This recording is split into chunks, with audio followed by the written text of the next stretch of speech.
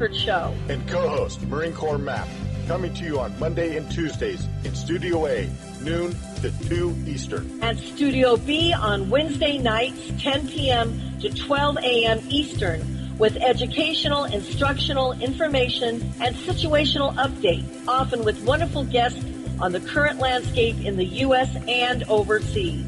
This is a go. We are with you, side to side, and back to back. Please join us on Monday through Wednesdays, as well as other hosts and guests here on Revolution Radio. We're not gonna take it anymore. That's right, we're not gonna take it anymore.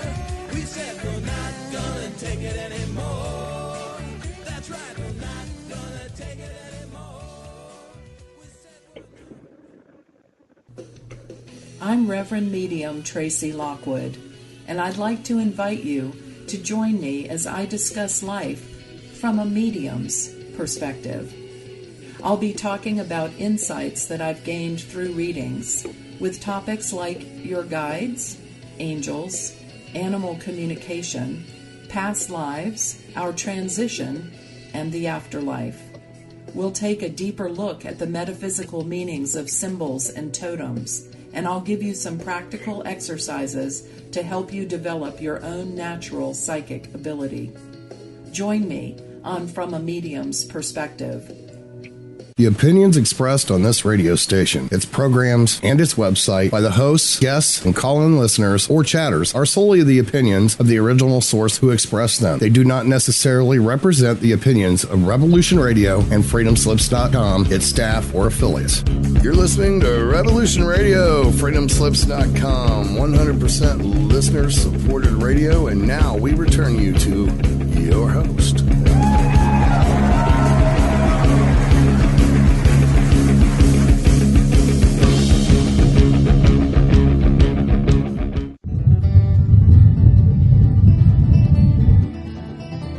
Well, it's time to stumble down the road with host Bridgette Lynn Dolgoff and co-host Jannie Vaught as they carry stones, dig holes, and wield their shovels along the way.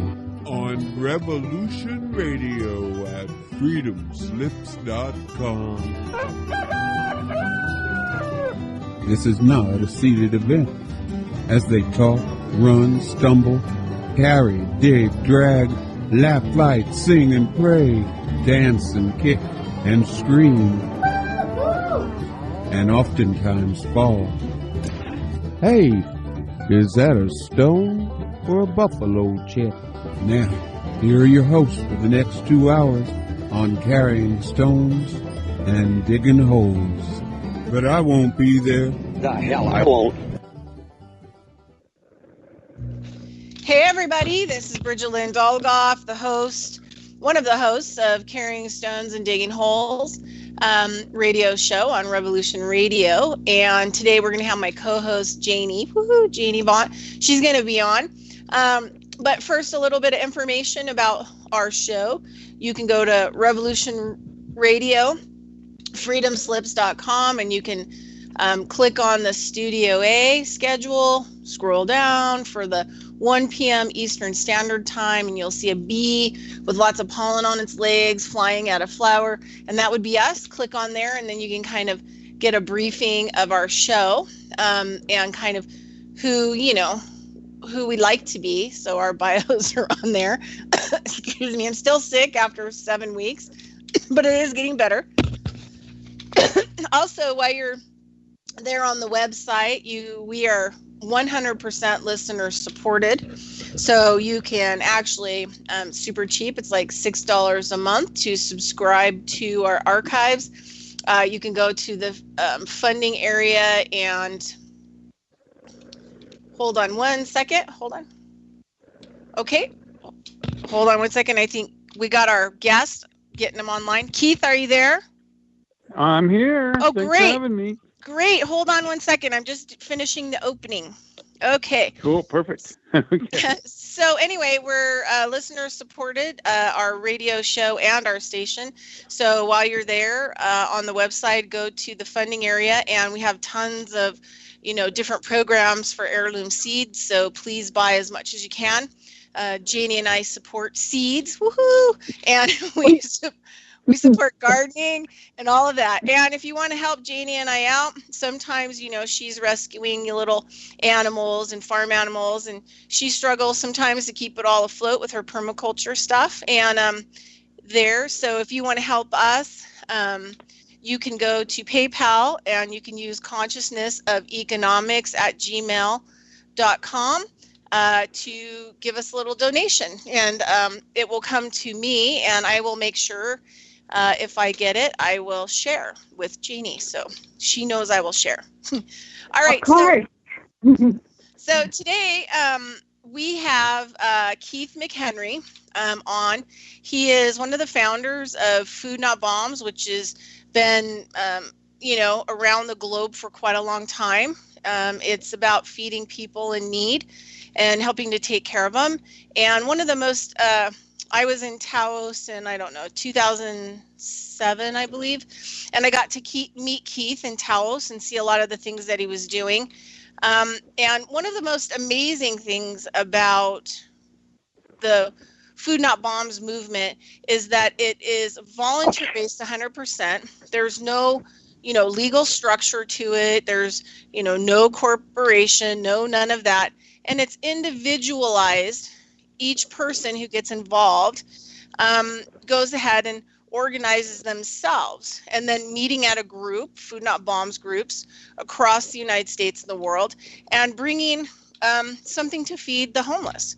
So it's a self-organized and kind of regulated program, and I'm pretty sure that there's nothing else like it in the world. So I wanted to have Keith, we got Keith on now.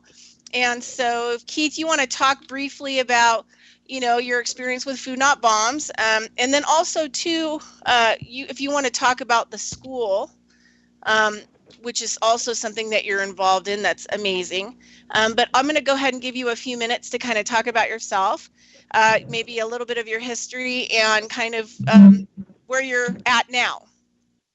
Okay, cool.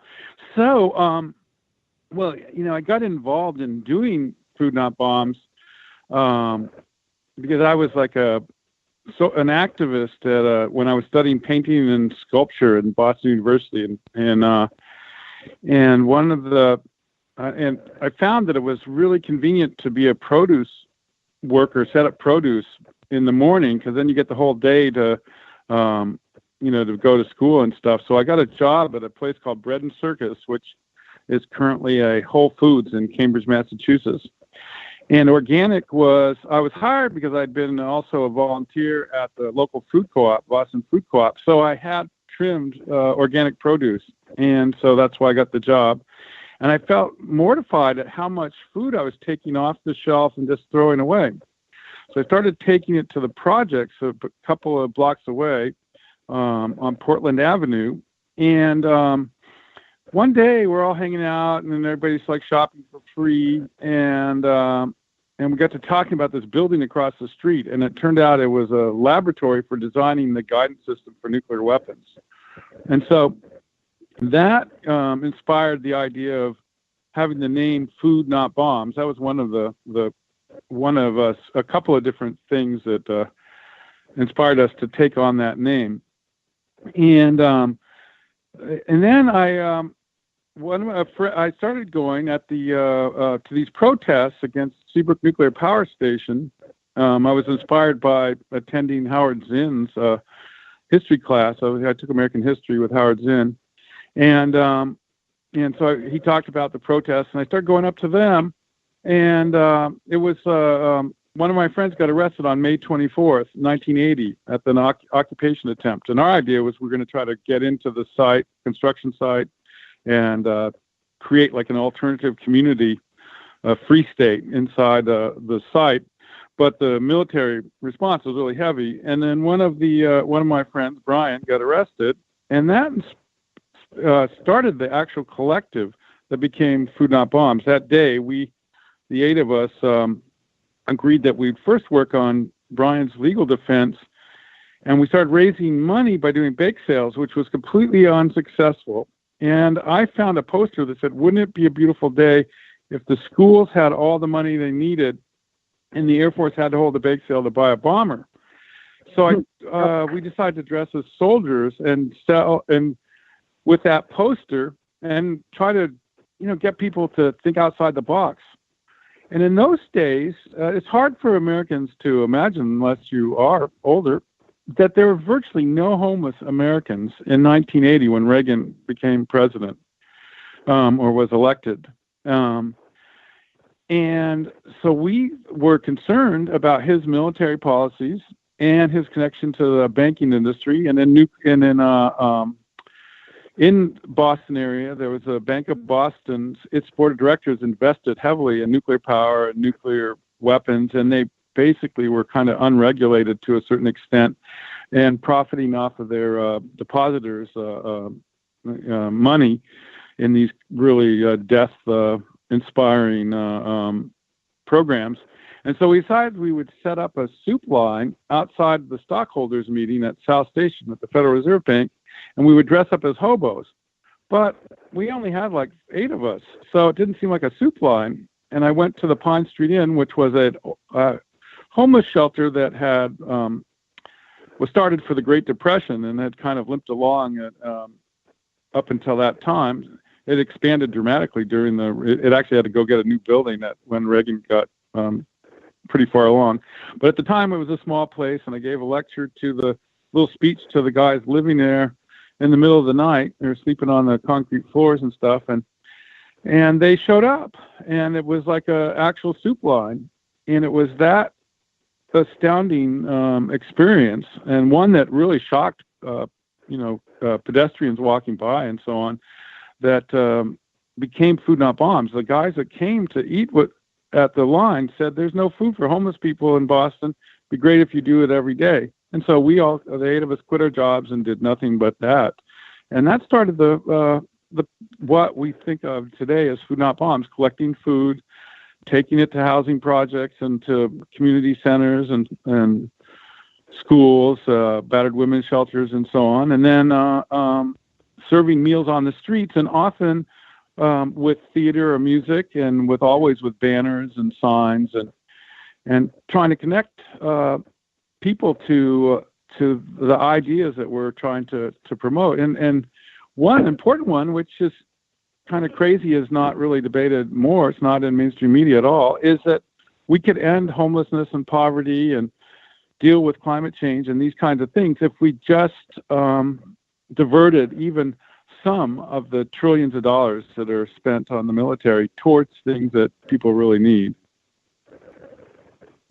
Awesome. I can tell that you're good at this. You're good at interviews.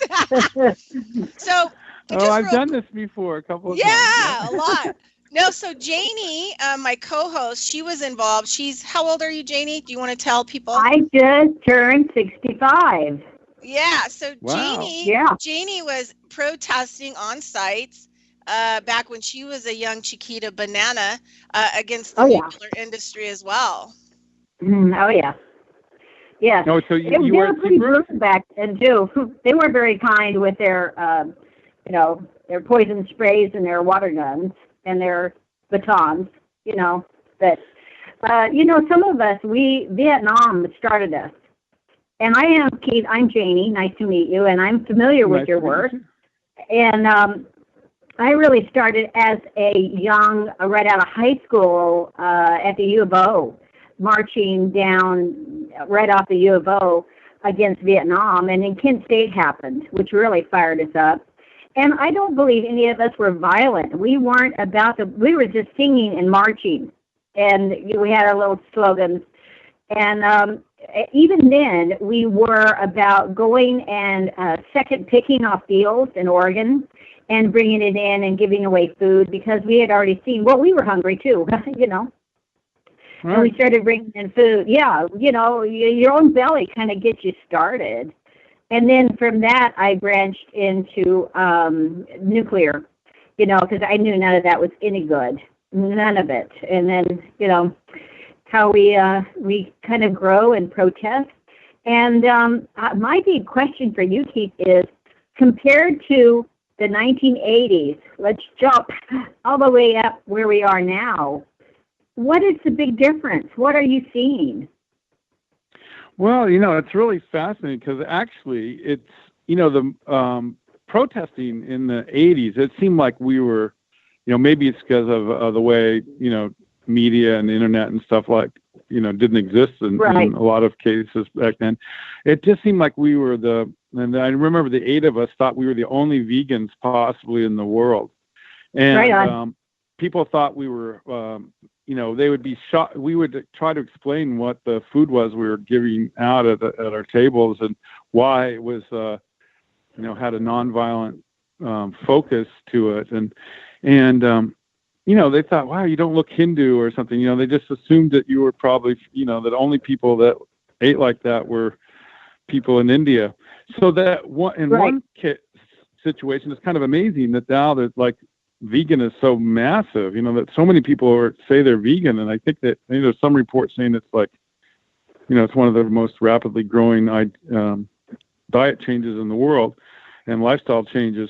So from that point of view, that is kind of amazing. And then the other thing was that in the 80s, in Cambridge, which is where I was organizing in Boston, the people I looked up to and the big groups that organized were kind of, came from a communist background. They would be in some, like Mobilization for Survival, which I was real interested in, was with maybe Quakers and which was, kind of more in the political direction I was interested in, and communists, which I certainly respected and looked up to. And then when the wall came down and people like myself who were anarchists and are anarchists, we sort of just blossomed, and that kind of changed the dynamics worldwide.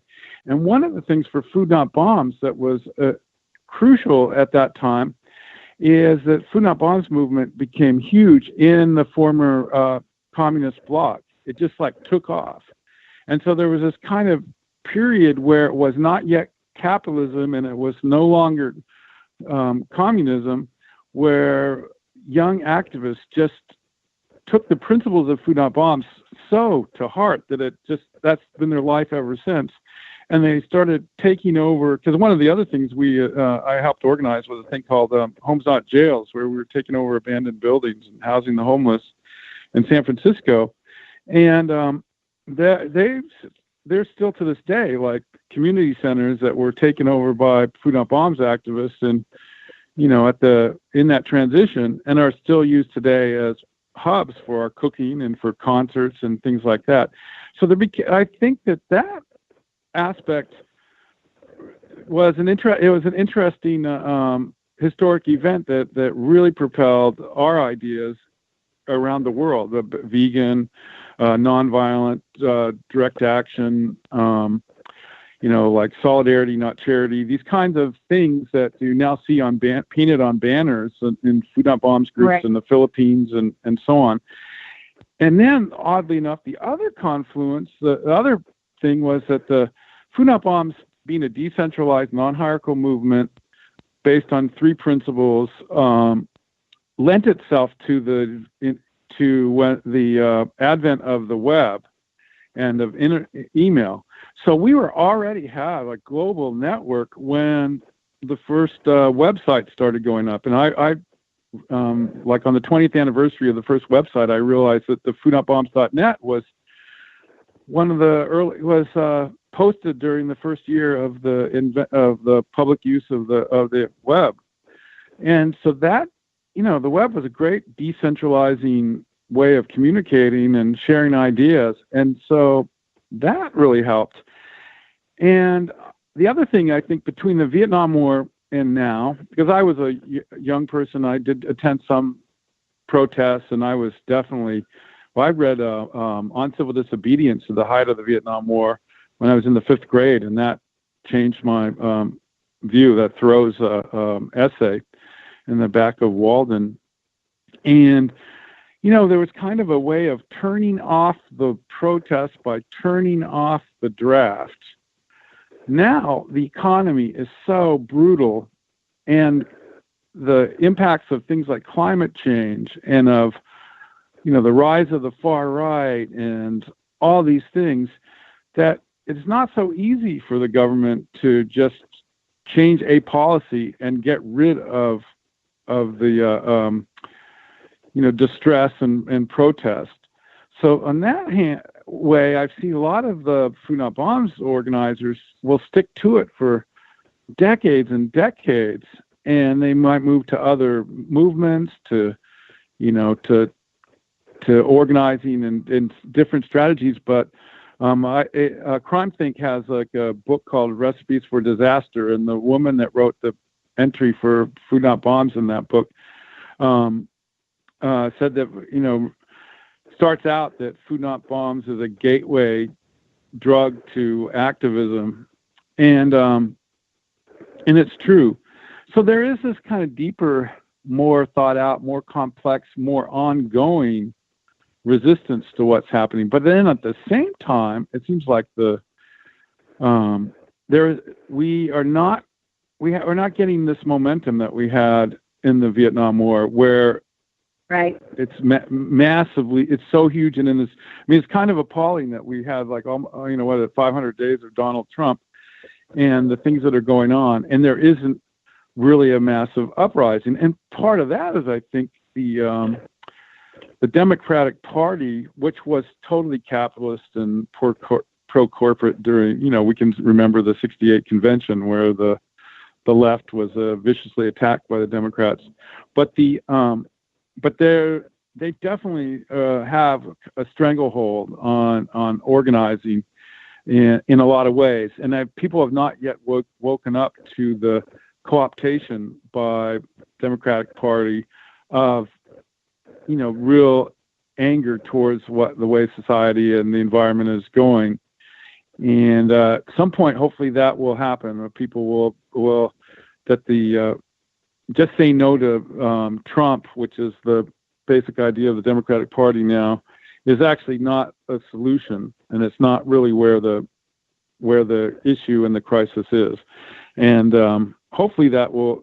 I think that like their attacks on the people that supported Bernie Sanders and the Sanders campaign is becoming more and more obvious that that the political system as it's organized now is definitely not working. And I just kind of hope that the existence of groups like Food Not Bombs, a movement like Food Not Bombs, that we're here at the time when things start unraveling so dramatically that we're able to provide some kind of guidance or a landing place for people's distress, in a place where people can come together, and not that everybody has to do Food Not Bombs, but that you come to the meal and you think of the amazing idea, like Food Not Lawns, and then that starts to become a something, and that basically we're replacing the failed system with a more egalitarian, more humane, more peaceful way of doing life. And I think we've thought of that as Food Not Bombs activists the whole 38 years, where while we're resisting the death culture that's that we're in now, we're also slowly replacing it with one that we really hope will sustain us in the future. And so it's kind of this both two things, actually DIY, creating your own world, and at the same time as pushing back against the forces that are trying to keep that beautiful future from being a reality. Yeah, awesome. So I was going to just tell you a couple things. So I met you, Keith, in Taos around the time period, I think 2007, where I got to come and put in my 2 cents about the World Peace Conference. And I don't remember if it happened or not, but I ended up leaving and having to go to Spokane. But anyway, so I live in Reno. Reno, just 3 months ago, was in the New York Times for having the largest homeless population now per capita. Wow. Yeah, no, and it's astronomical. I mean, so last fall I found out that there's a Food Not Bombs in Reno. So I started helping at least through the winter, because I kind of like you, I have to get on the road and I have other things that I have to do sometimes.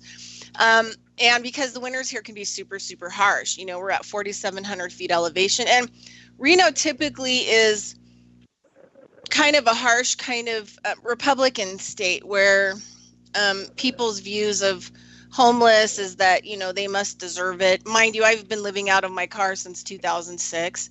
And so they don't really understand, that there's a lot of veterans. Now there's a lot of elderly people because they're getting kicked out of their affordable housing because some of the housing is old. And so they're tearing it all down in the area because they think this is going to get rid of the people. So we're kind of headed for a little Detroit kind of scenario is what's going on here. And so we would Food Not Bombs on Monday nights. We would feed anywhere from 65 to 85 people, like totally homeless. And once I started getting, I have clients and friends that would help me from kind of behind the scenes. And then I would, Food Not Bombs, not only here, but we take care of clothing. We get warm clothing for the people. In the wintertime, they don't get a lot of showers, so they need clothing to change into. They need warm and dry clothing. They need, sleeping gear. They need a lot of things. And so, I was trying to navigate that. I was using my nonprofit to actually help me to get things from like Sportsman's Warehouse. They donated like 200 pairs of awesome wool socks, that we handed out. Wow, that's great. Yeah. But the interesting thing about the whole thing was how, once people would start helping me and I would start talking to them about how much food is being thrown away. And here in Reno, because of the winter climate and because of the stores, it's hard sometimes to get fresh food. And so the Food Not Bombs people, we end up having to pay for the meal, that we're making. And a lot of the people in Food Not Bombs are kind of living on the skids as well, kind of partially. Right. So we end up taking meat too. So it's not just a vegan thing. I mean, we try to provide as much as we can, but in the wintertime, it's harder to get hold of. Anyway, I have one of the people that I know, and she didn't believe me, when I was saying about how much food was being thrown away. And so she was in one of the grocery stores one night getting food, and she watched the people literally throw out 15 organic cooked chickens into the garbage. And she, after that point, was totally shocked, and she, before, she didn't really even care about the whole Food Not Bombs thing, blah, blah, blah, blah, blah. There's got to be a lot of food out there, and then seeing this chicken thing. And then she talked to the manager of the store, and they said, well, by law, we can't really hand them out and they can't go out into the store. You can't go out the door. So we couldn't actually give them to you to take to feed the homeless. And she goes, well, what about dog meat? Can I tell you that I'm going to feed my dogs and take them, and give them out? And they said, no, we just can't do that. And so, up until I think 2008, 2009, you could literally dumpster dive all over America behind grocery stores and get out food that was like 3 or 4 days from going bad. Eggs, meat, vegetables, produce. And I know that a lot of Food Not Bombs people in those days, I know that a lot of those people in those days could, whoops, hold on a second. I got all kinds of stuff going on right now. Okay, I know in those days, before the time period, that you could actually dumpster dive, and make really good food. Nowadays, they lock those dumpsters and they don't allow, and this is the other thing that blew my mind. I think it's like places like Walmart, they were giving the day old breads away, to the homeless centers or the food banks.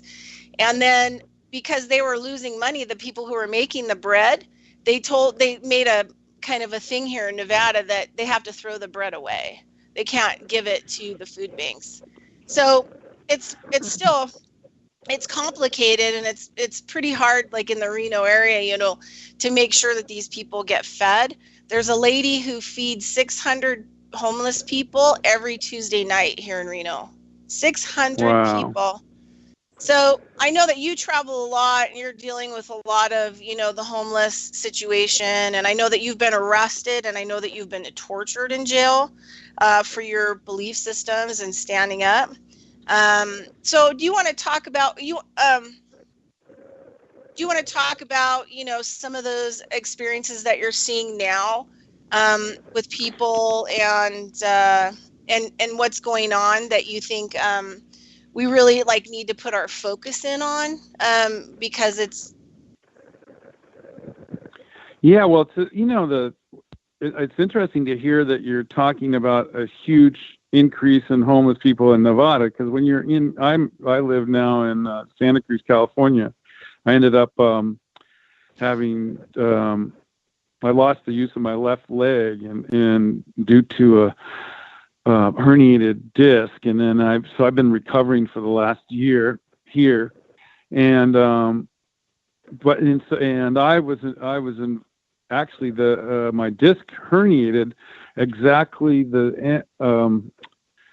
like 4 days after we had finished a 2-year protest against the law that bans sleeping in Santa Cruz, because it's illegal to sleep outside between the hours of 11 o'clock at night and 8:30 in the morning, outside anywhere, or in a vehicle, or on the beach, or any of those things. So we would camp out in front of City Hall every Tuesday night and it became a sanctuary where it became a safe place for homeless people to live. And then the city got really intense about that.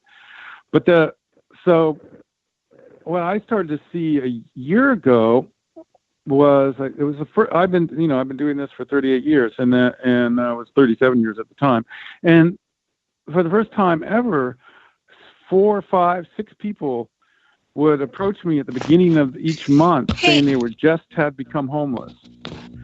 And I was like, wow, maybe I'd get 1 or 2 people every 2 months or 3 months would approach us at Food Not Bombs, because we're out in public, and ask us where the shelter was, and say that this is their first week living on the streets. But it started to escalate to be just massive. And then the Associated Press actually contacted us here, and they were doing this whole photo essay and reporting on the dramatic increase in homelessness in California and on the West Coast. And their spin was that it was really big in California, and this is where the dramatic increase is. But then I started getting correspondence from other parts of the United States, and I talked to people like in Chicago, for instance, and it turned out that there were dramatic increases in people living on the streets in every corner of the United States. It wasn't just a West Coast phenomena, and so I'm not surprised that Reno is also seeing like a massive increase. Phoenix, huge numbers of people in Arizona losing their apartments and ending up on the streets. And I think that the crisis is so huge. It's amazing. The one of the things that that you also bring to mind when you're talking about the grocery stores claiming that it's illegal to share food, that's actually not true anywhere in the United States, and that is just something that store people. So what it appears to me, because I do hear it a lot, is that the management of places like Safeway and Albertsons and so on, they'll tell their employees, or their employees somehow becomes this myth that it's illegal to give away food to groups feeding the hungry, and it's actually not. There's on October 1st of '96, Clinton signed the Good Samaritan Act, and that act still is in place today. And there's actually no state laws, federal laws, or any restrictions, county laws, nothing like that, that makes it illegal for a store to donate food. But then you're also mentioning the other thing, which is there used to be you could get into dumpsters and get food. And now many stores are getting to the point where they're using even trash compactors. So not only is it they're locked, they just crush all the food. and that is becoming more and more common. And I've found that, and this may not be possible in Reno, and I know this is an issue, for instance, in South Florida, where I've spent a bunch of time doing food not bombs, that there aren't really places like Whole Foods or Sprouts, which typically are really good about donating food. But if you just don't have them and you're relying on these kind of like massive supermarket chains for food, it's quite difficult. And then to feed 600 people is like really, really amazing. And yeah, you're in definitely Reno, and I think all of Nevada is kind of in a food desert naturally, since it's a desert. Yeah, we only do cattle, alfalfa, and dairy, and we're the only state that it's illegal to have any kind of raw dairy. We're the only state in the United States by the FDA that it is against the law. It's illegal to have any kind of, fresh dairy or raw cheese or any of that stuff. Hey, so Keith, there are people like going crazy here because all these people want to put in their input. So the owner of Revolution Radio Station wanted to come in and say something. So Hawk, are you there? Yeah, I'm here. Can you hear me okay? Yeah, I can hear you okay. Go ahead and tell us what you got. All right, yeah. Actually, this is one of my produce days. We don't deal with the farmers market because they want to control prices, but, we grow a lot of produce. I actually sent you a post of some of the stuff we grow. But, me and my wife, we do a lot of canning, but, I mean, literally, you can only can so much. We grow a lot of stuff, and, we could probably sit here for 4 years and eat tomatoes and green beans every day and still not run out. And you can't even give it away. I've tried to give it our extra or, stuff that gets ripe, where it's, not perfect, because I swear to God, the grocery stores have made it to the point where if there's one little tiny spot on something, it's made out of poison. Because they cover your vegetables with chemicals and waxes, and then either that or they pick everything green and throw it in a big truck filled with ethylene gas. Now, I'm getting a little off track here, but the situation with the food waste and everything is, our grocery store and our Walmart here, they actually have tried to give food. We don't have a homeless shelter, but we do have the women's shelter and a couple of churches that try to help the poor place. And according to the way the government handles it, they're not allowed to the government or the corporations that they're under, even if it's a non-for-profit, they're not allowed to take it according to company policy because it might be contaminated or something might be wrong, and they're putting themselves up against a possible lawsuit. That's what we're facing right now. I can literally, if I wanted to right now, my truck's coming home in a minute. Actually, I just saw somebody go wandering by the door. I got stuff coming in a minute, and anything that is too ripe or I won't be able to get sold, if I went out and put it on the wall in front of my house and said free, nobody'd take it because they're going to look at it and go, that's got a spot. I mean, I have areas all over my yard where we just dump our rotten vegetables or overused vegetables. And now my whole yard is a garden, and it's about 9 acres of it. Anyway, that's all I had to say. I'll talk to you guys later. Thanks. Thank you, Hawk. That's beautiful. Hey, so yes, it's a heated conversation, Keith. We get you on, and I've got like Skype blowing up, and I've got the owner of the whole network who's, this is one of his upsets. I know. So it's a good conversation. Go ahead. Tell us what you got to say.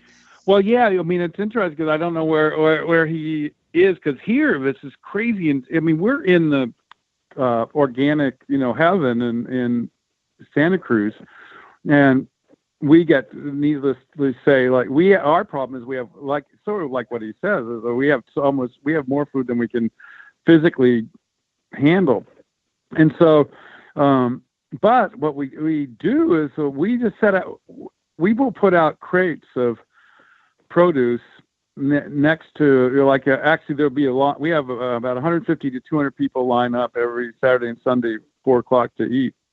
And we'll put a whole line of all the stuff that we just plain couldn't cook in rows, and the whole thing disappears. It's like intense. And no one's too concerned about how bad it looks in this area, because so the rents here are so expensive that it's displaced, like, hundreds. There's roughly 1,000 people living in town that live outside, according to the government. And so we found no problem in giving it away. But I do know that some cities do get more food than they can give away.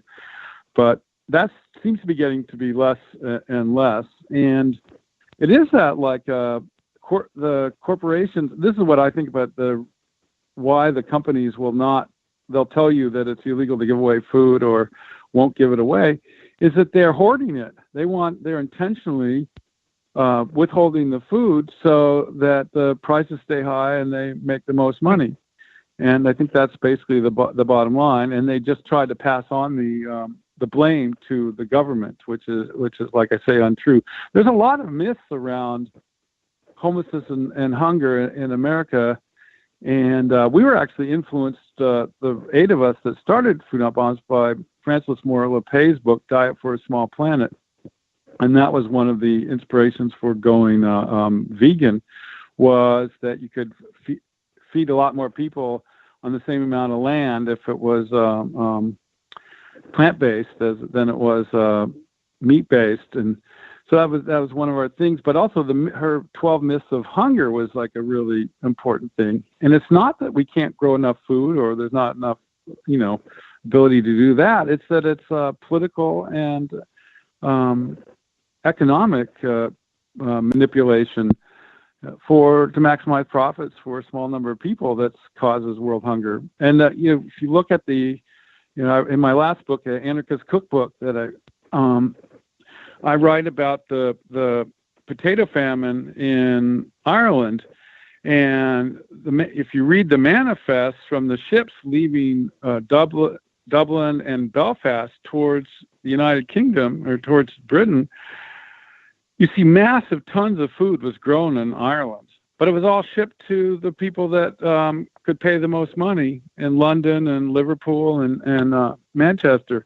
And so they just allowed 5 million Irish to starve to death in a country that was fertile and productive. And this is the case in almost every famine. And then we're having, in fact, it is the case in every famine, even the famines at the fall of Rome. It's the same thing. It was economic manipulation. It wasn't that there wasn't enough food for everybody. It was being hoarded. And you see that with in Somalia, where when the movie Black Hawk Down is portraying, Somalia was exporting 3 tons of fresh produce to Western Europe for every ton of food aid brought into the country. And so the solution is changing the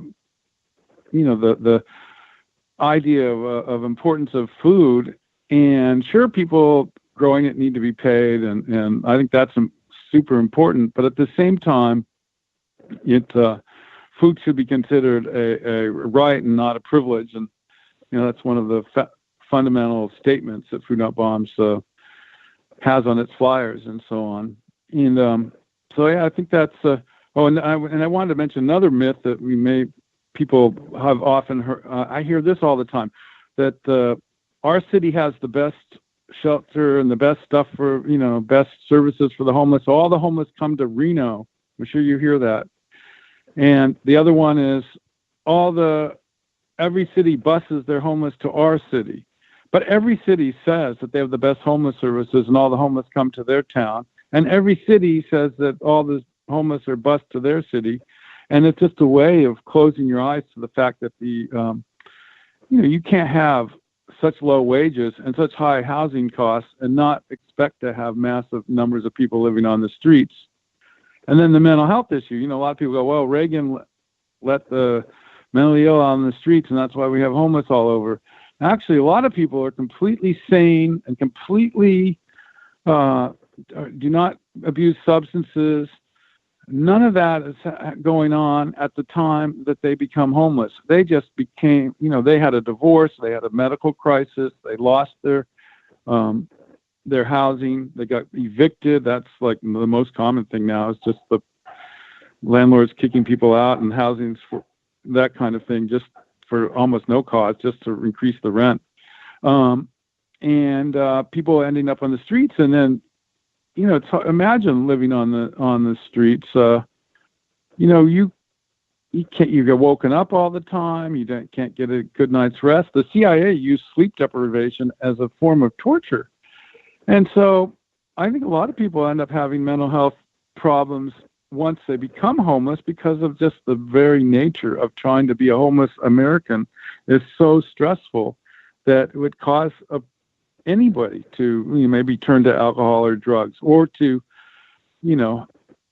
exhibit symptoms of anxiety and so on. It's a natural thing. No human can really just like calmly become homeless and live like a king on nothing while people are threatening you and you're being arrested and all that. So I totally agree. Having been kind of living pretty much in and out of my car for since 2006, it can be when I'm parking on the streets and stuff like that.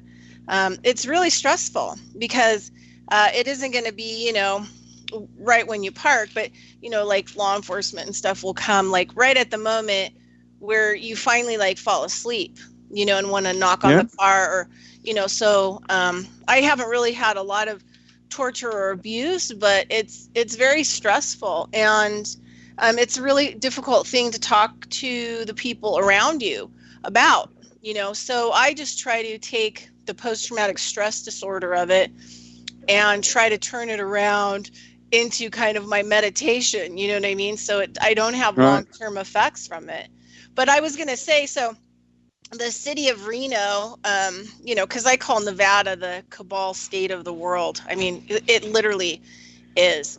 And, there's a lot of legal reasons for that. But anyway, so I applied I went back to school for biodynamic farming, Rudolph Steiner College. I've been building urban farming for 9 years. Know a lot, travel a lot, studied with a lot of different people, talked to a lot of different people. And so the city of Reno was offering a position. They wanted the head of a community garden project. And I'm like, well, heck, I'm it. I'm it. Right. I got enough stuff. So I ended up calling all these different places and getting sent to different people within the city of Reno. And then finally it dawned on me that they put the job out there, right? But they don't want anyone to really fill it because they don't really want to do it. Even though the public is kind of demanding that there be more community gardens and more education and all of this stuff, it's almost like the city of Reno is scamming the public, taking money, probably moving it into this whole, community gardening thing, but they don't really want to hire people to run it. And so it's kind of like concealed and hidden. So there's also kind of a lot of that kind of stuff going on, where the public think that things are moving forward in certain directions, especially with food security, food education, and it's just kind of a scam on the public. But I'm gonna let Jannie see. Jannie, want to chime in? Are you there? Yeah, I've been waiting. We have enough time for a little comment? Are we all right on time? Yeah, we're good. Yeah. I have a couple of, I'm another voice, and I'm another point of view. And one of them is the potato famine. I've written extensively on the potato famine, which I couldn't figure out why, was that they had hundreds of varieties of potatoes. And they chose to do monoculture and only grow one large potato. And it has a name like the Lumbee or something, potato. The lumper, the lumper. Yeah. Yes, it had no resistance to blight. And so they lost their many hundreds of varieties. I'm sure some wise grannies say some somewhere, but their major was monoculture, this potato, and it got blight. and they lost. I've never seen blight. It turns black and mushy. It just kills everything. So that is about being aware of being very diverse and using and bringing back. And this is where Bridgette and I both really dial in together. I am a niche grower. I am a seed grower. I want these varieties. I work on bringing these varieties back, and I work on bringing them back in a wild state. I don't baby them. I want them to really get a grip and come back in. And I think with the biodynamics and the permaculture movement, and we used to have organic gardening, Rodale, all of us were really conscious about diversity and bringing this varieties of food back. The other one was hawk stuff. And I live in a very small town. We have really good churches. We also have a kind of interdenominational coffee house who does a free meal every Sunday. And you can come in and donate. It's always wonderful food. If you have family members at home, they'll box it up for you and bag it up, and off you go. They also have large giveaways constantly of all kinds of produce and canned and dried food. I live in Texas. This is the cattle is king country. Although there's a huge vegan and vegetarian community has lived side by side and quite happily for a very long time. So how do we deal? I have a small farmers market. I just kind of started it, and it's small. We might not have 10 people. We sit under the oak trees, and our town comes out, and we talk, and we visit. No one is ever turned away if they need food. Honestly. We are generous. We are loving and generous. We have churches who feed.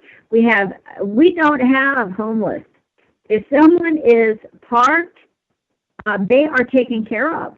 They are given a place to stay in a church or a church family.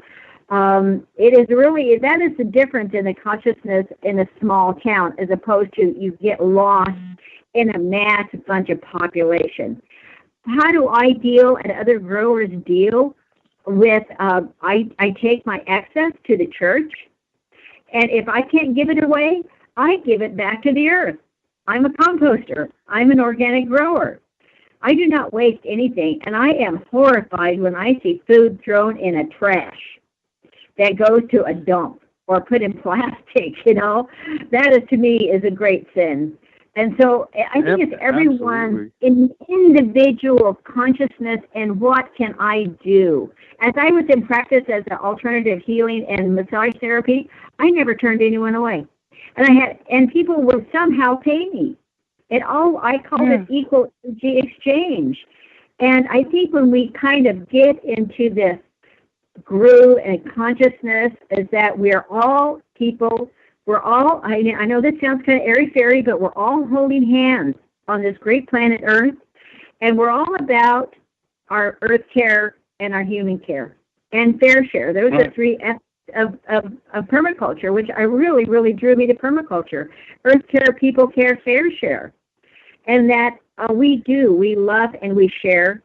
We look at the earth, we look at our fellow humans, and our animals. I have so many rescue dogs, cats, pig, chickens. If it's wounded, its leg was broke or it was hurt, it finds its way to my door. I've raised many children who their parents were too drunk or stoned to take care of them. They found a home, and it might be beans and cornbread and a bowl of rice in the morning, but everybody got fed. They got shoes and they got pants. It's about a way of life, and it's about loving people. And you can't ride what I know is being a protester or anything else. You can't keep fighting the politics. You can't keep fighting their belief systems. You just say, okay, that's what you believe. That's what you have. Go with it. I bless it and I let it go, and I keep putting my shovel in the ground. I have a seed library. I have food giveaway. No matter what, I can feed my animals. God is good to me. And it all comes down for me, just like you guys. It's me. It's about me. Right. It's my internal work. And if people want to join in, oh, that's awesome. You know, but I only fail me when I can't do that. And when I can't provide a coat or a hat or a nice pair of wool socks for someone, I have failed me. And so that is where my consciousness lies. Yes, that person will somewhere down the line get the socks or get the food. It's interesting how life in that circle keeps happening. And I don't want to fail myself. That is my biggest motivator. I mean, sincerely, it is. I want to be, when I pass, I want to be happy. I want to say I did everything I could, and I spoke when I needed to. I think it's really important for us to, with graciousness and respect, is to speak. And we don't have to be mean or brutal or trollish. We can be loving and peaceful. And I kind of get a little niche about, oh yeah, Jannie and her peaceful little, la stuff. Well, that's where, for me, that's where it's at.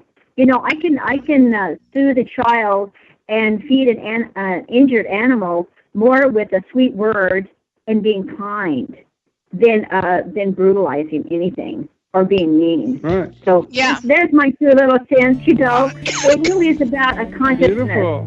And can we make a large city a small city? That's my thing. I really believe that we can break up huge cities and make them feel like a small town again. Okay, so we got commercial. We'll see you back here in a few for round 2, the second half.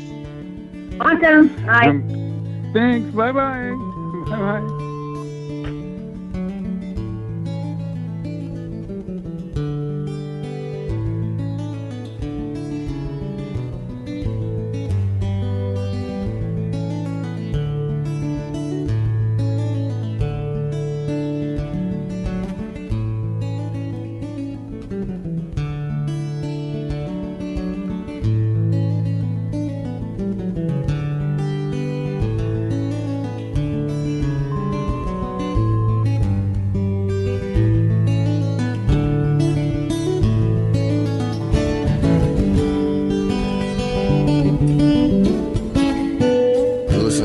Radio at freedomslips.com, and we'll be right back after this message.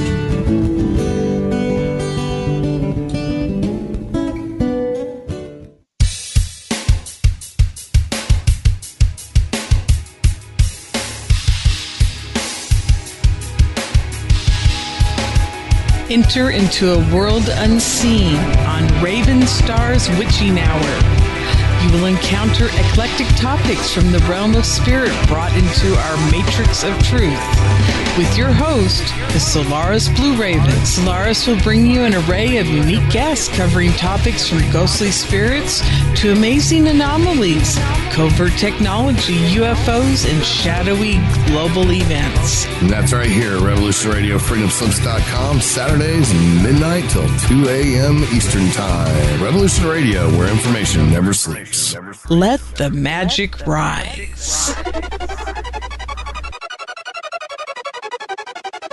Join me weekdays for my new show, Tell Chris Joe. It's going to be a problem show brought to you live from Kensington.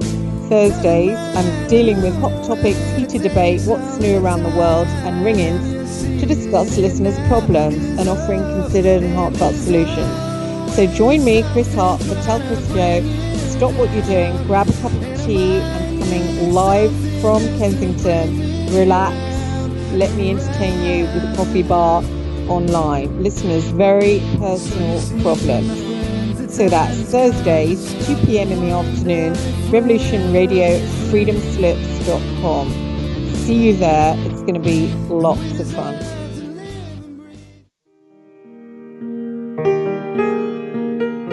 This is Barbara DeLong, host of Nightlight Radio, inviting you to join me on a cosmic journey, exploring a metaphysical montage of spiritual material, covering everything from the mundane to the magical, UFOs to unicorns, and everything in between, including spiritual readings for those who seek enlightenment. Let Nightlight provide you with equal measure of light, love and laughter, insight, wisdom, and inspiration. Monday nights, 10 to 12 p.m. Eastern, right here on Studio B, Revolution Radio at freedomslips.com.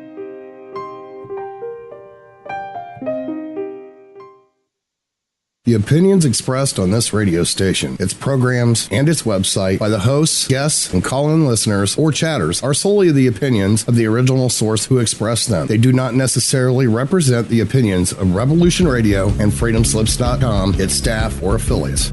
You're listening to Revolution Radio, freedomslips.com, 100% listener-supported radio, and now we return you to your host.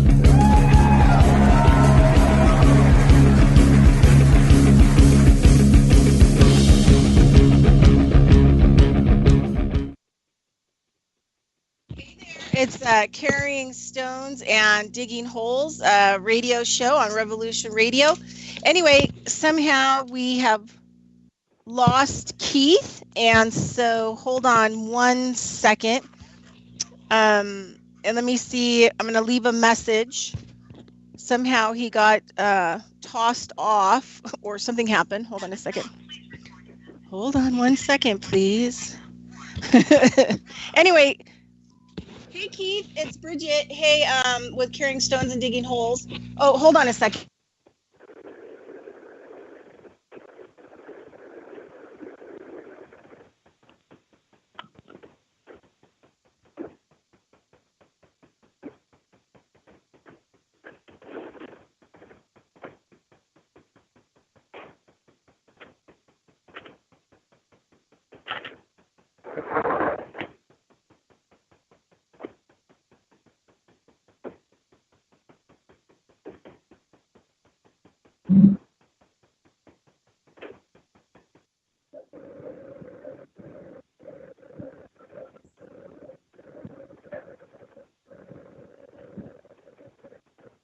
Bridgette?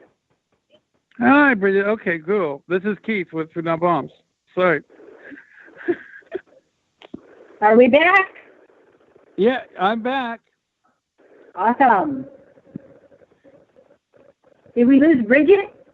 I thought I just heard Bridgette. It's yeah, me I ended and up you. getting like a... I don't hear Bridgette. Huh. Well, anyway, sorry about that. I don't know what's happening with all that.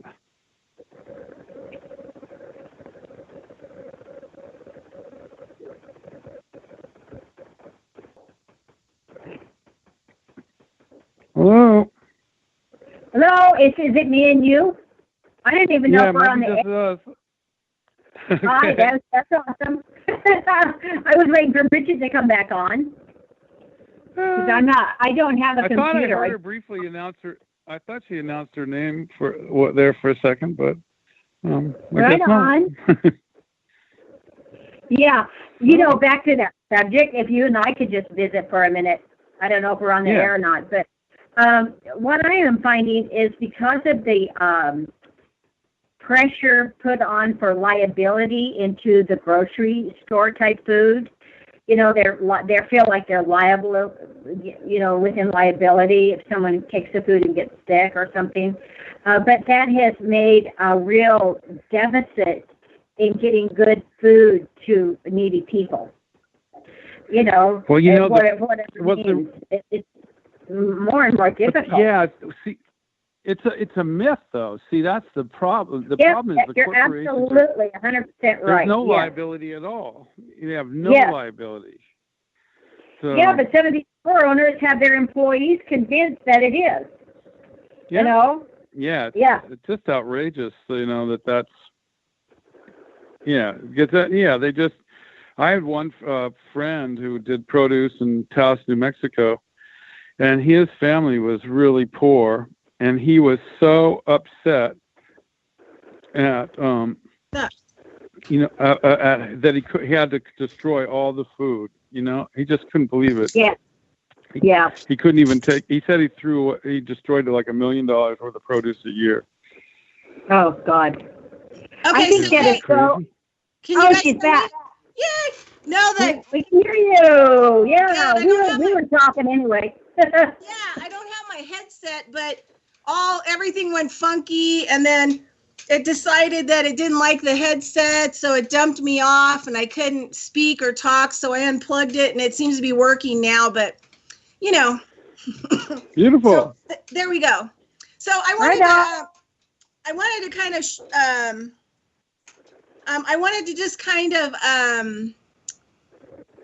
you know, let people know out there that Jannie is so passionate about food, but a lot of it comes from the fact that, you know, she grew up Native, her family was Native, and the things that had happened to them, and they were starved and forced marched into different areas where food, you know, became a very, well, in the Native culture, food is a very important thing anyway, but also her family suffered in the Dust Bowl, so much so that they had to move to the Los Angeles area to farm. So her whole life has been about, you know, making sure that she has food, making sure that there is diversity, you know, so that's kind of a little bit of her background. So when she gets really passionate about food, it's a long history, right? It's a history and a development. Absolutely. That's and right. What's yeah, important. It's about being controlled. Like starvation and control is a powerful thing, and it's unconscionable to deny anyone food when there is food or seeds. In that's where I'm at now. You know, it's just against everything in nature, because nature is so giving. I mean, I walk out and I can eat out of my yard. No, literally. And food grows on trees. Yes. Yes. And out of the ground. Yeah. Yes. And, you know, a lot of people are healing from the effects to their families of being controlled and starved and manipulated. And, you know, we see this horrible thing going on in India with monoculture, and actually the Indian farmers, you know, committing suicide, drinking the plant poisoning, you know, but they're waking up and they're going back to their original ways. And I'm really all for one for the waking up. Let's wake up. let's put our shovel in the ground and put our native seeds back in there and restore and renew. The earth is waiting for us and welcoming. So, yeah. And it's taken years and a little bit of therapy for me to deal with that control our food issues. We were never hungry, but it might have been just one thing on the plate.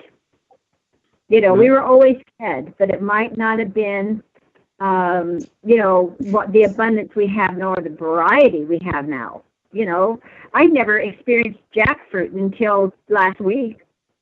How am I, you know, experience jackfruit? Someone didn't want it. I don't want to mess with it. Here, take half of it.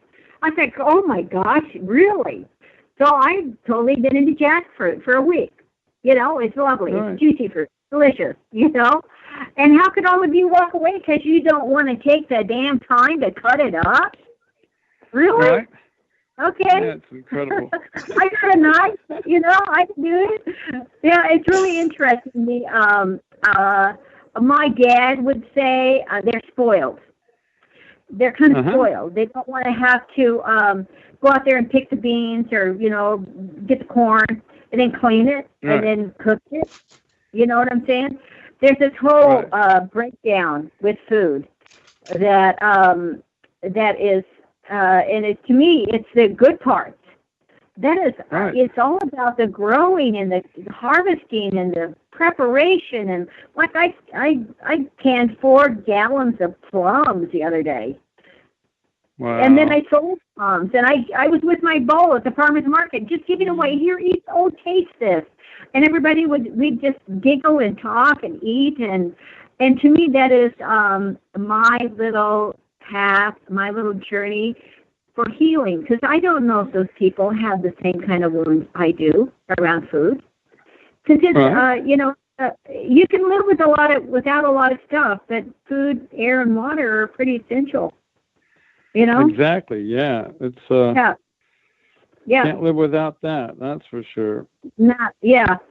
And a lot of us who have been on this journey are not looked at kindly because we interfere with the protocol that they have, the old dynamics that they want to keep going. They want to keep that energy engaged and flowing, and they don't want anybody coming in, saying, "Hey, man, you can in a pot and grow more food, then you can go and buy and cheaper, and healthier."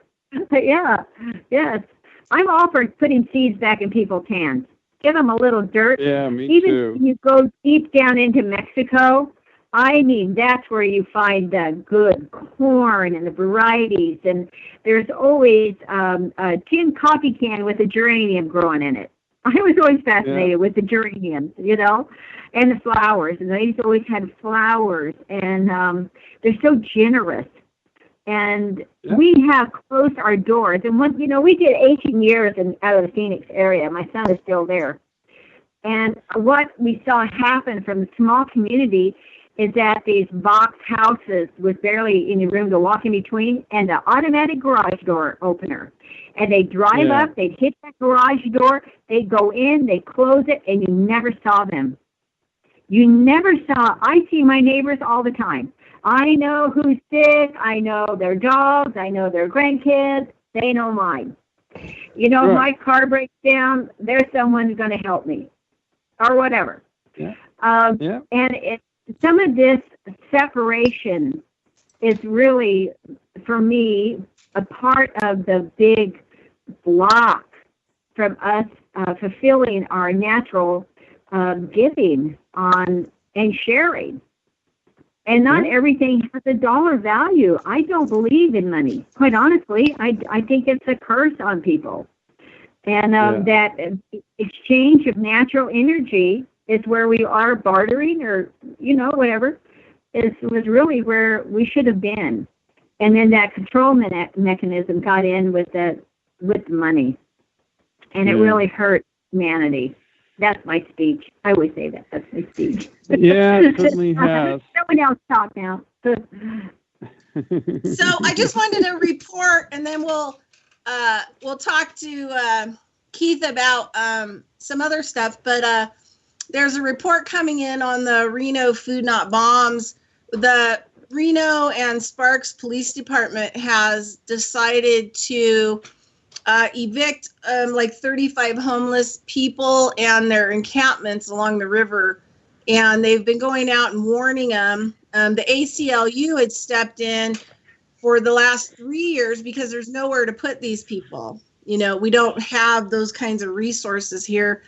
And so Monday they're going to be evicting them, and they bring in dumpsters and hazmat people, and they throw all their belongings away. So we've seen this happen before, and then they just put them in vehicles or give them bus tickets, and they send them somewhere else. So that's what's happening. Yeah, we see that happen in Phoenix. Just busloads of people come out, and they just file out into the desert and have little encampments, and it is. I mean, when it's 100 plus, you don't have any water, and then their children are so vulnerable. Yeah. It is an atrocity to me. It is, as a Native person, you really, it comes home. Because they don't care anymore. You're just a human, and you're in the way. Yeah. Yeah, it's sad, the impression of how much hatred there is for homeless people. I've actually been getting corresponding with a TV company in France about the cruelty against the homeless in Santa Cruz, California, and it makes me wonder, like, what went on with these people that they can have no regard for the lives of people that are struggling to live on the streets. And it's nothing. I just saw like a report where in Oakland, somebody just took all the homeless person's belongings and threw them in Lake Merritt. That's incredible. And I don't know if that's true, but that's what the report was saying. And but it's across the United States, the confiscation of people's survival belongings, and just the determining that they're trash automatically, just because you don't think a dirty blanket is survival equipment, is really, heartbreaking. But there's this attitude that's just it's kind of chilling.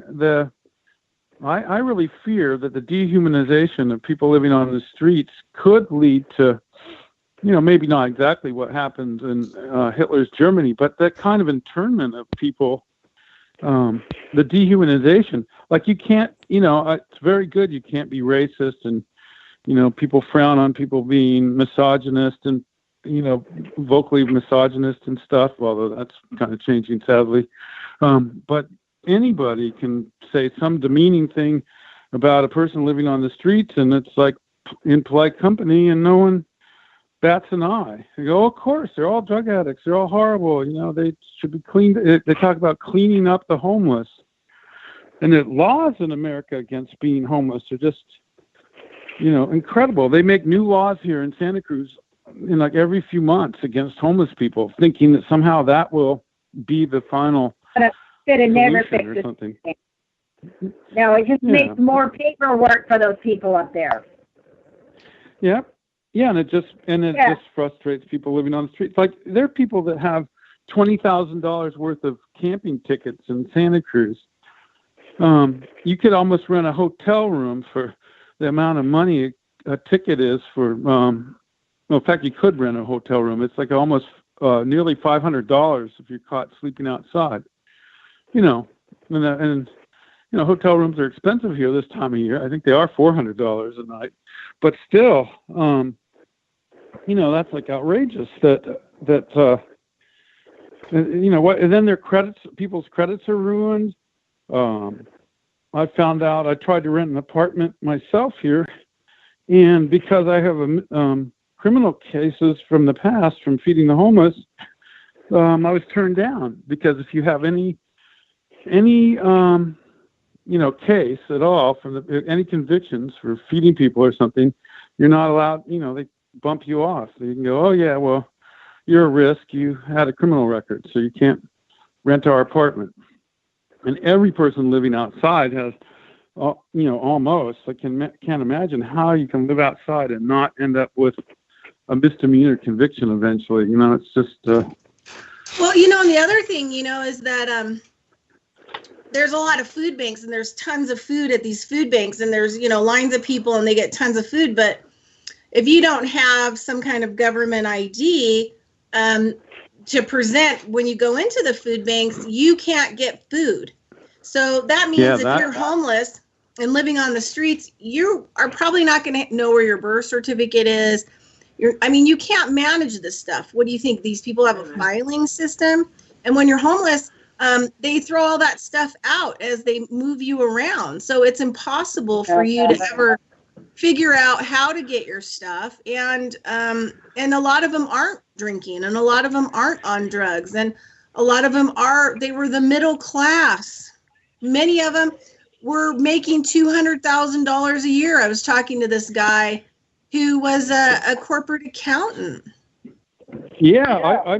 I fed a person who had been a executive of an small oil company in Houston, who the board of directors forced him out, and this whole crazy thing went on, and he got divorced, and he ended up like eating at Food Up Bombs in San Francisco. But here's another crazy thing: like the state of Florida, many cities, if not all of them, you cannot eat at a soup kitchen or stay in a shelter unless you have a valid Florida ID. And their theory is that all these people from the north are coming down and flooding all their services, And certainly there's a certain truth to that, because who wants to be homeless in Boston or Cleveland? So then there's a whole infrastructure of lawyers who called iDignity, who have these clinics where twice a week or something you can come in. This was in Orlando, and start working on your paperwork to get your Florida driver's license so you could eat at a soup kitchen. And so one of the reasons I think Food Not Bombs is so hated by the authorities in places like Florida is because anybody can come up and eat with us. You know, early on in the first few months, somebody from the federal government came and told us that we had to get the Social Security number and name of each person that ate with us, and because they wanted to deduct it off of their welfare checks, and we told them to get screwed. And that's why we have the principle that the food is vegan or vegetarian and free to anyone, rich or poor, drunk or sober, without restriction. Because we are the food of last resort often for many, many people in many communities. Yeah, we have Reno Food Not Bombs. We even have people, we always try to get them clothing and stuff. If some of them, like, for example, last fall, we had a guy who was released from Iraq. And for being in the military and stuff, you know, he was done. And he had no place to go. And, you know, he was homeless under the river. And he was trying to do job interviews, you know. So we outfitted him with a nice shirt, some pants, and some shoes, you know. It took us all working together. But we did get him some clothes, you know, so that he could, you know, look fairly good to go to the interview. But, you know, Food Not Bombs, not only does it feed people, but we try to support people in a, you know, in a way that they can get on their feet if they have options. Yeah, we give away a lot of clothes too. And you know, what's kind of sad is, clothes are so cheap now because of the sweatshops in places like Bangladesh and Vietnam and stuff, that it's become, you know, and then at the same time you have people living on the streets of America where the simplest thing to do is just to throw away all the clothes you've been wearing all week and just put new clothes on, because you don't have anywhere to store them. You can't, you know, it's no access to, it's not worth it to wash. You know, what do? You're naked in the laundromat, you know, trying to wash your clothes. And here we're having like this another struggle, which we may be having in Reno and other parts of, you know, I know this is happening in other parts of the country, but they, this is really, you know, they keep shutting down all the bathrooms in town where people could go, you know, go relieve themselves. And so we have now a campaign to try to, well, in fact, Food Not Bombs itself is raising money to rent a portable toilet to put at where we serve food, because the vets hall nearby and it's everybody saying that, oh, people are defecating and urinating on the streets. We got to get rid of the homeless people, but there's no bathrooms. And then there were a few bathrooms, but they shut those ones down. And so yeah, we have a similar thing. Well, in the wintertime, all the parks that are along the river walk where all the homeless are living, I mean, they have to drink out of the water, and usually in a lot of the areas, there's already being sewage dumped into the river here in the Truckee River at the areas where they're living. Right. And then, so in the wintertime, they don't have access to any clean water at all. Sometimes Food Not Bombs is the only, you know, Monday night thing where they get like a couple bottles of actual clean water.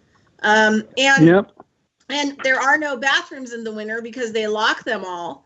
And then I had a friend of mine who was a doctor who had dealt with stuff in India, who asked me to walk with them along the Riverwalk so they could see what was going on. And she said, oh my God, this is like a total cholera. This is a serious cholera situation. Right. And so her and I, this was like 3 years ago. So we started calling the mayor's office, you know, the governor, the mayor of Sparks, the mayor of Reno. And we were telling them, like, you know, there has to be sanitation out there. And they said that they weren't willing to talk about the homeless population. They were not going to talk about it, that we shouldn't go to the TV people because they've been told that this is not any kind of thing that they want out in the media, and that they're basically ignoring the problem and they don't care. So my doctor friend said, I'll call and find out how much it is monthly to put a, porta potty out there with a hand watering, washing station. So we called and the people said like $130 a month to put like 8 of them out. And if we were going to do the homeless, they were going to give us like a big discount, to be able to do this. That's beautiful. Yeah. So we called back to both the mayor's office and everything. And they basically said that if we did that, that they would have them removed. That's what we're considering. Is we think we're going to do this as a civil disobedience action in Santa Cruz, and if we can't get the post office or the vest hall to agree to let us use it, then we're going to just put it up anyway and see what happens and make the city try to get rid of it.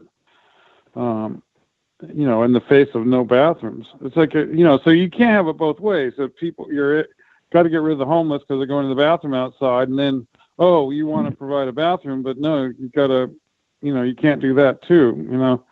We were providing showers, but the post office put a fence around the post office, chain link fence, specifically to keep the homeless away. It looks ugly as can be. We have this really beautiful turn of century post office, and now where we were putting our showers, you can't get to it, and so the water itself has to just go on the sidewalk, which was not really cool, and and then we're getting hassled for that because that soapy water could go in the river. Whereas before it was just going in the grass in the space between the post office and the sidewalk, and it wasn't a problem.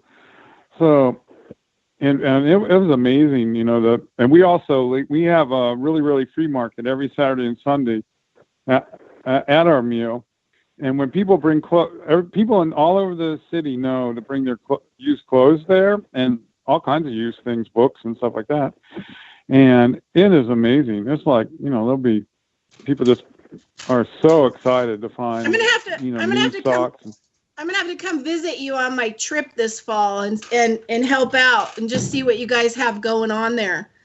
Yeah, it's amazing. It's really beautiful.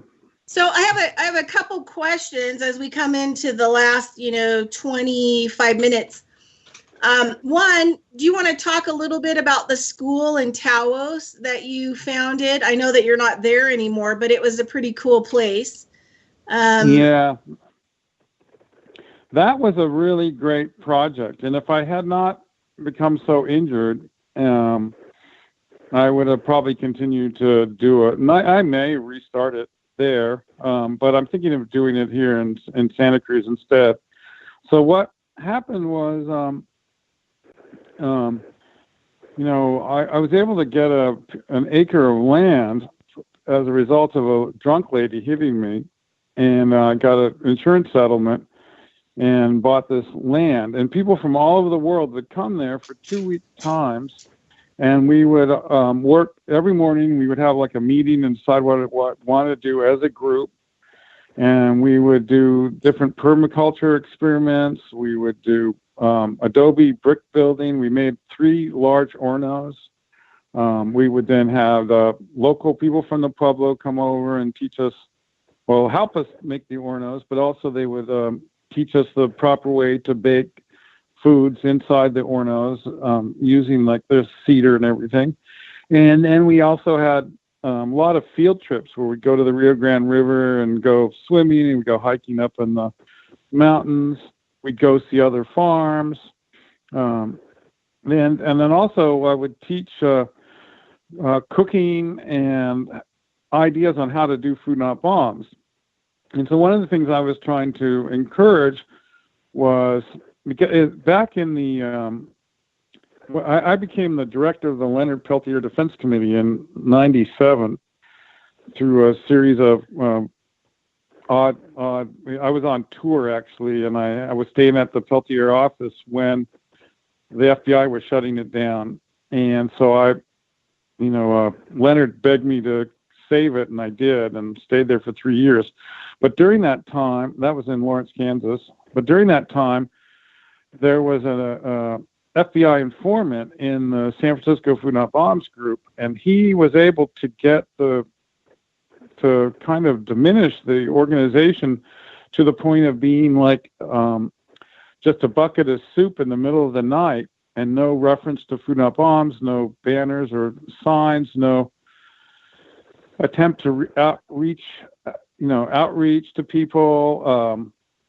And it was, and it got down to being just like one or two people doing it, and the 150 people a day that we're feeding, kind of ended up being about 20 people once a week.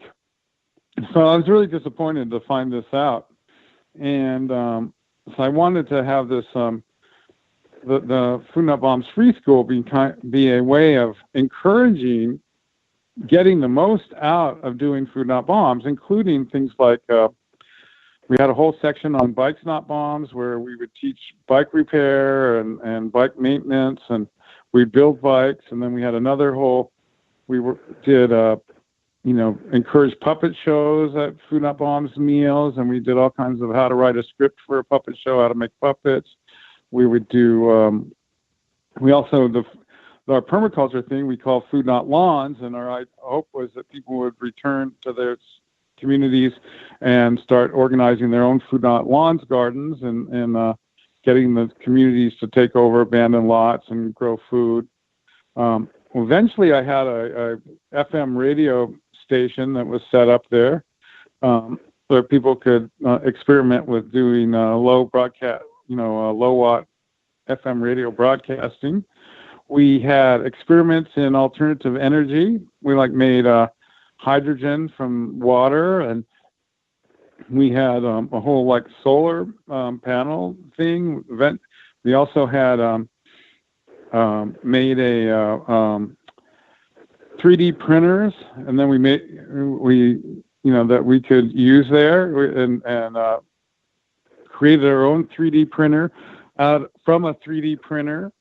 We made a larger one, and then started printing all kinds of crazy things and melting down used old aluminum cans and making stuff out of that. So we have this massive. We built a greenhouse. We planted. We have amazing plum trees. So all of that was just an incredibly amazing thing. And I may go back. I still have the land, and so I may. Once I recover, I may go back to doing that, and it's.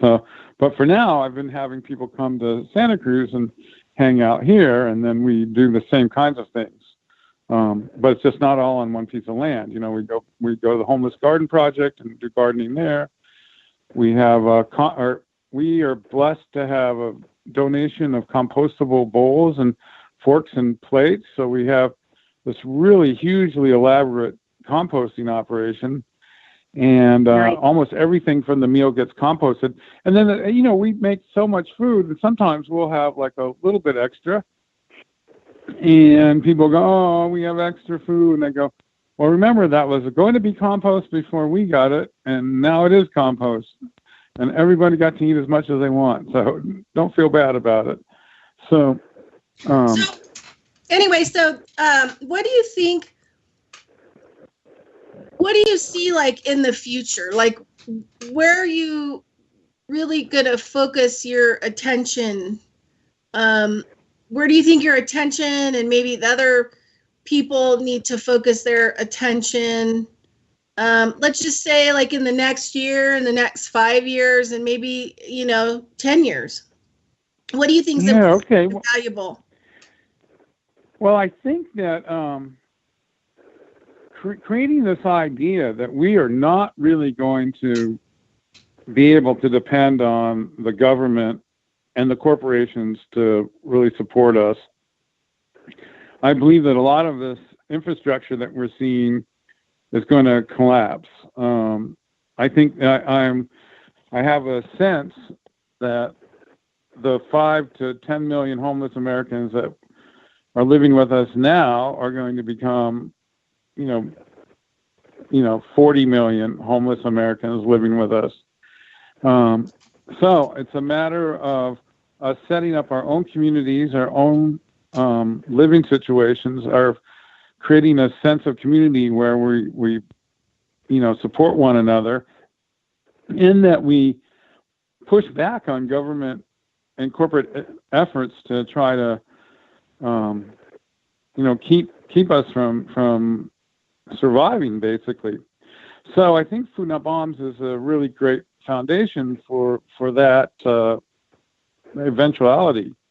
And I think the other thing will be, I think climate change crisis is going to just become so right in our face that we're not going to, it will be impacting us all the time, like with floods and, fires and all the different things that are potentially happening, droughts. I know, like in Taos, for instance, there was no snow this year. It's like insanity, and there's no water, and it's only June, and it's crazy.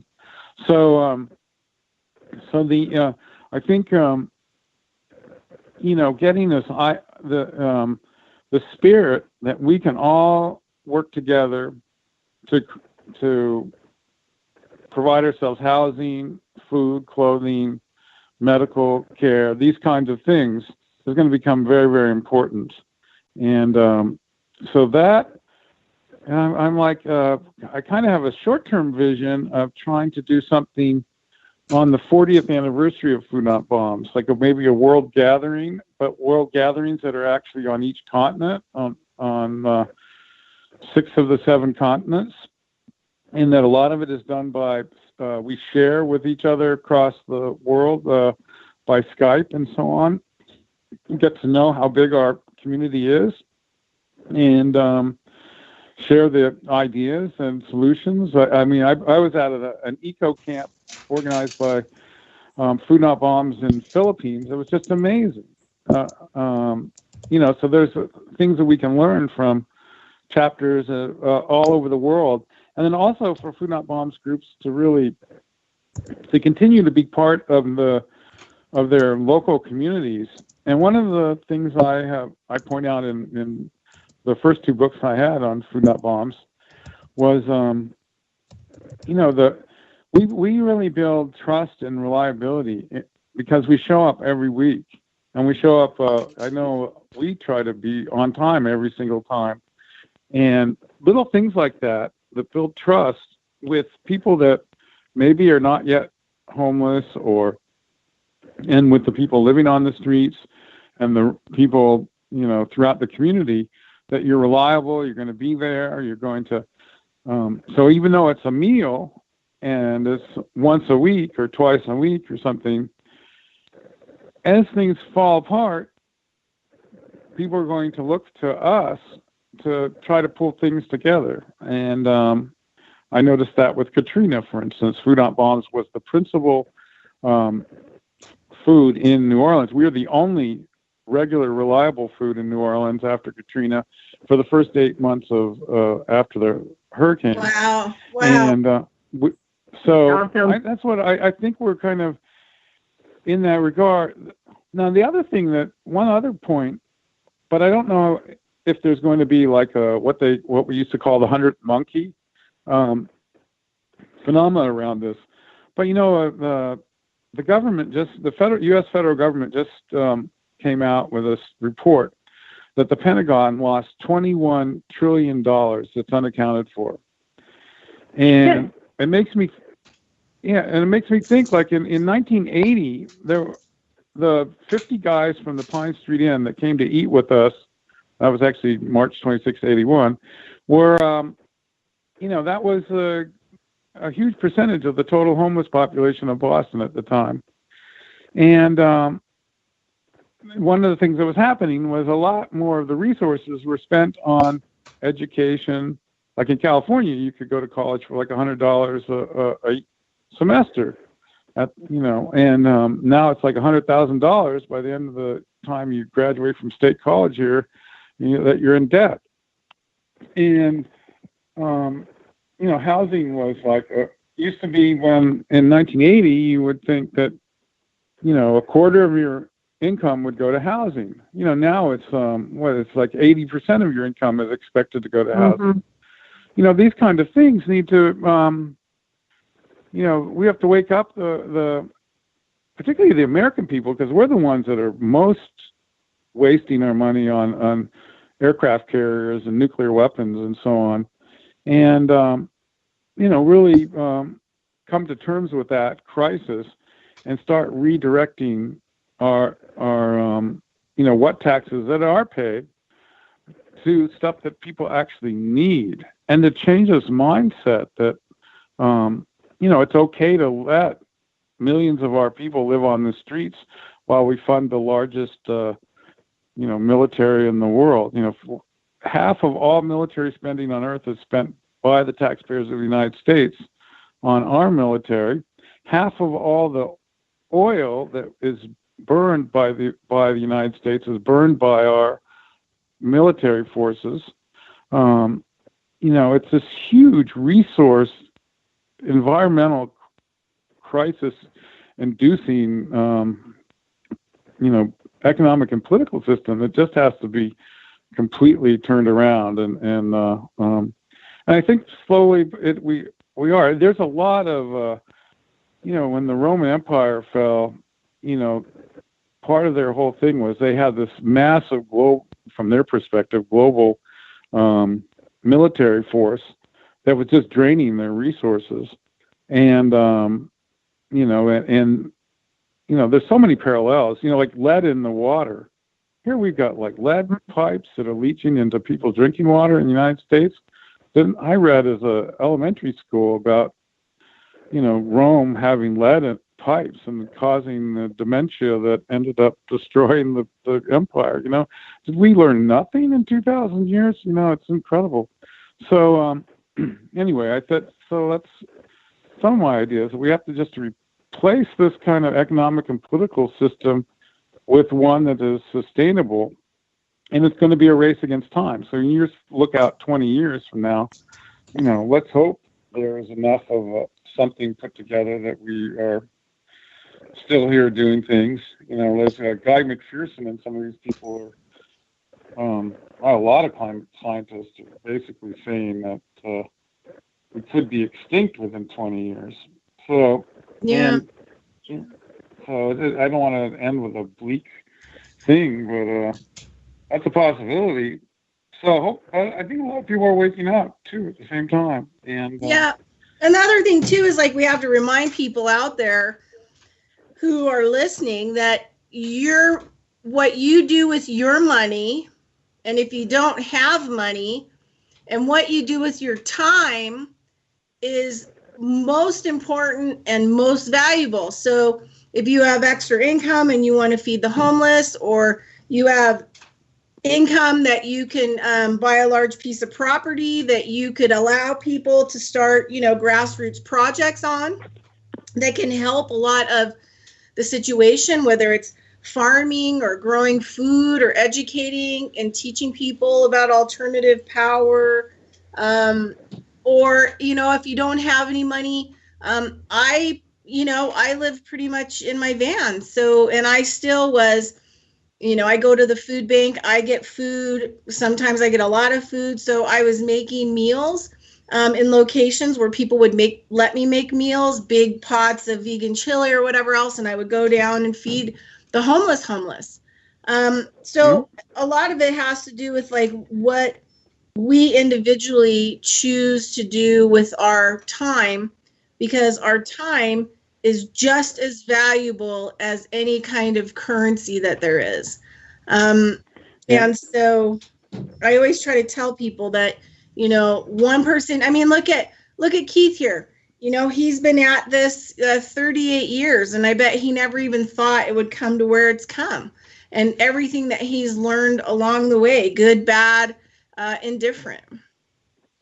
Yeah, so it is hard. Food Not Bombs now is in at least 65 countries and at least 1,000 cities, and and I estimate it's roughly like 15,000 volunteers that spend their time doing Food Not Bombs. And I just got a post the other day from Cebu, Philippines, Food Not Bombs, celebrating its 20th anniversary. And then I got another announcement from Johannesburg, South Africa, Food Not Bombs, celebrating its 25th anniversary. Berkeley Food Not Bombs has served 5 days a week, nonstop since 1989, without missing a week. I mean, and I can't even, even though I, designed the first logo and I thought of the name and I was there with the original 8 of us doing it, it almost is an out-of-body experience. It's like I can't even, I'm just amazed at it. I'm as amazed at it as probably anybody. And, it's just the energy and enthusiasm of people all over the world doing this. It's just, I find awesome. like so inspiring. Okay, well, let's start with our closing. So you can find me and Jannie. You can find me at Bridgette Lynn Dolgoff on Facebook. You can find Jannie at Bloom Where Your Planet on Facebook. Keith, where can we find you? If people want to find you, where can they find you? So we have foodnotbombs.net is our website, and that has there's like a Google map of all the Food Not Bombs that we know of in the world, which is only 800 on the map, but we know that there's hundreds more that we don't have. Also, I have I'm one of the Keith McHenrys on Facebook, and I'm the one with the profile picture of me being arrested at Golden Gate Park on August 15th of '88. So that distinguishes me from the other Keith McHenrys that have started to populate Facebook. And then there is a Food Not Bombs global Facebook page. There's also a Food Not Bombs movement Facebook page that I'm one of the administrators for these 2 Facebook pages. And I have a toll-free number that anyone can call. It's 1-800-884-1136. And you can find those links to all of that and the numbers and everything at foodnotbombs.net. And then my email is keith@foodnotbombs.net. And you could spell it either correctly, Keith, at foodnotbombs.net, or you could misspell my name and it'll still come to me. So right on. So hopefully, Keith, feel welcome. Anytime that you need a media outlet, just Facebook me and we can get you on the show. If there's anything really important that you want to discuss or talk about, would love to have you back on. And you're listening. No, thank you. You were listening to, you guys are listening live to Carrying Stones and Digging Holes radio show on Revolution Radio. And we are listener supported. So you can go to the website, Revolution Radio, freedomslips.com, and go ahead and look at the funding area. And we've got a killer bunch of heirloom seeds. You can also donate. You can also pay to have our archives. I have no idea how many hosts we have, but we have a lot of amazing hosts. I'm sure there's something you can find on Revolution Radio to support us. And as always, I'm going to let the last 2 minutes go to Jannie, and if she wants to say anything, and then it'll go to commercials and we'll be out of here. Thanks for listening. All right, Jannie, what you got? Thank you. I would encourage all people to look around you. Look at your community, look at your neighbors, and through the eyes of love and compassion, be a little nosy. Find out who's hungry in your community and what can you do personally. Because this is an inside work. It is personal. And when we feed humanity, we are doing big work. We're doing what we're supposed to do. And it doesn't matter your faith or your political beliefs, none of that. It's about being human to human. Thank you. Thank you, Keith. Nice to meet you. Thank you, everyone. Bye-bye. Bye, Keith. Bye-bye. Thank you. Bye, Jannie. Bye. All right, everybody. Just going to finish up here. And it was a really great show today. And was really glad that the people who were listening that I have on Skype as personal friends were just lighting Skype up. Which was really, cracking me up. And then, to have our owner come on and listen to his voice and he's passionate about food as well. So it was a pretty big show. It got everybody active, let's say that, and activated a lot of positive energy. And, there are some topics that we all can just agree on. And anyone starving in the world, anyone not having access to fresh water, anyone not having shelter is something that really needs to change. And it doesn't matter who we are, and it doesn't matter our status, but these are things that need to be taken care of. And I know that in most American cities, there are organizations, other than Food Not Bombs. Look up and see where you can go deliver food. But there are also veteran organizations that are being, that were put together to help get veterans off the street and get veterans fed. There's also programs for the elderly. There's a huge amount of the elderly population that is being dumped out onto the streets.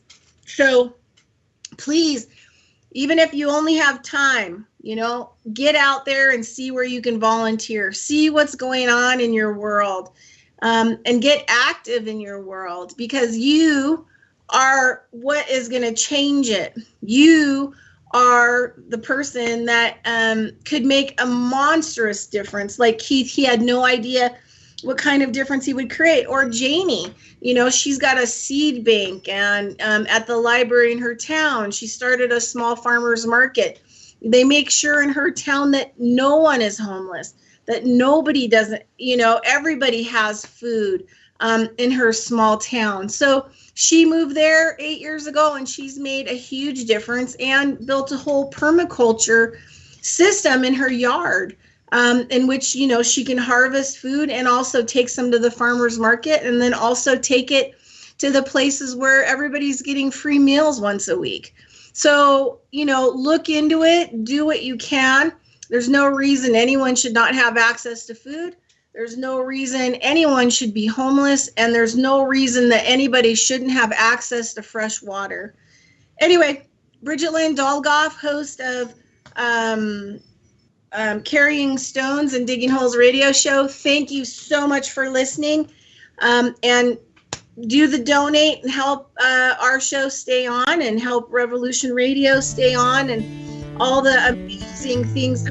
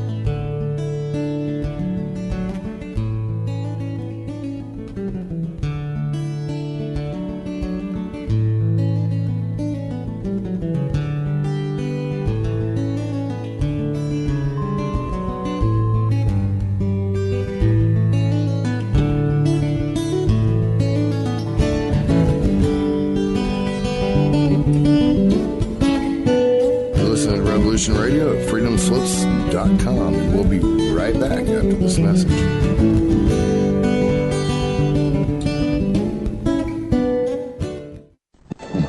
Will you fight? No! We will run! And we will live! Shame on you. This could be the greatest night of our lives. But you're gonna let it be the worst. And I guarantee a week won't go by in your life you won't regret walking out, letting them get the best of you. Well, I'm not going home. We've got too far! And I'm gonna stay right here and fight for this lost cause. A day may come when the courage of men fails. But it is not this day. The line must be drawn here. This far, no farther.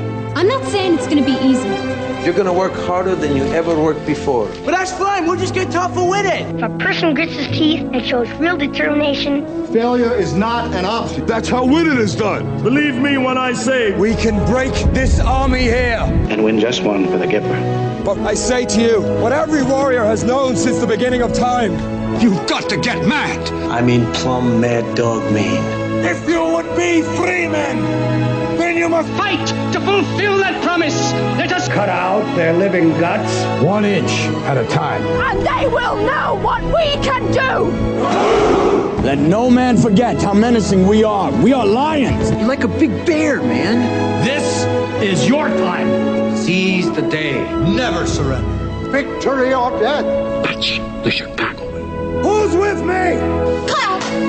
Clap! Don't let him die! Clap! All right, let's fly! And gentlemen in England now abed shall know my name is the Lord. But I tell our enemies that they may take our lives, but they'll never take our Independence Day.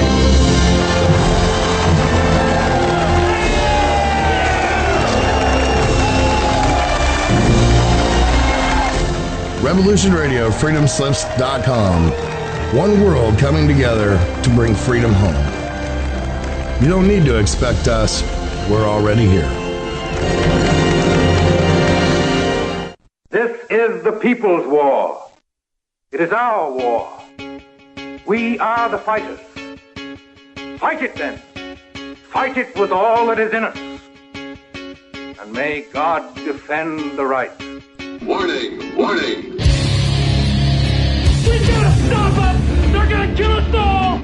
See how the trouble you've started? Be they the government, be they industry, be they organized labor, be they